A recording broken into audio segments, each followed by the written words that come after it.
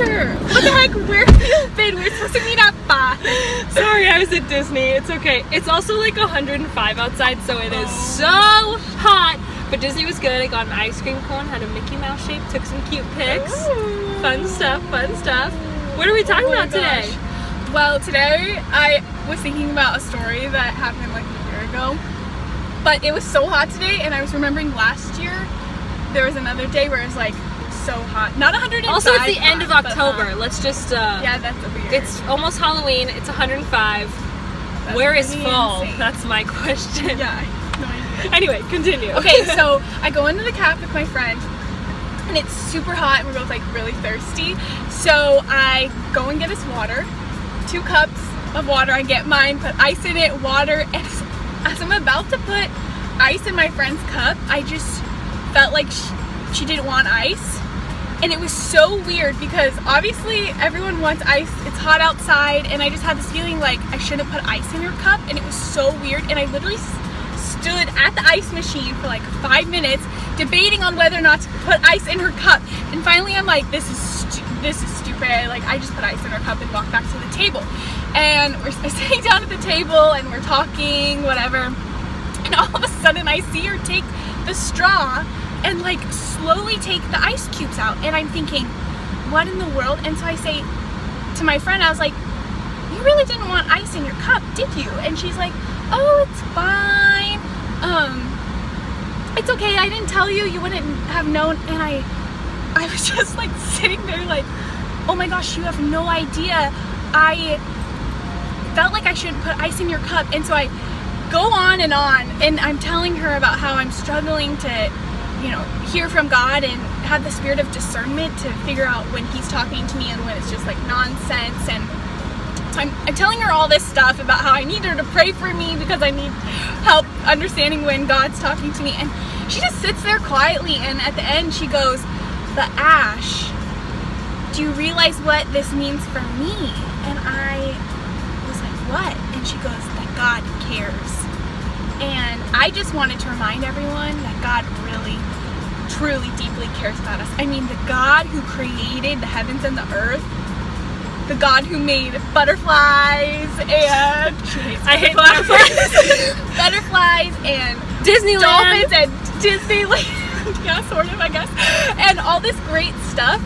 He cares about whether or not you want ice in your cup. And I think so often we're like, God doesn't care about this situation. It's not big enough, or it's not on His agenda. But He really does care about each and everything that you're going through. He knows the number of hairs on your head. I don't even want to count the number of hairs on my head. And think about how insignificant the number of hairs on your head is, but God makes sure to tell us that He knows that number. And I think that just shows that He cares about all the little details. And it even talks about in the Bible about how He will wipe our tears away.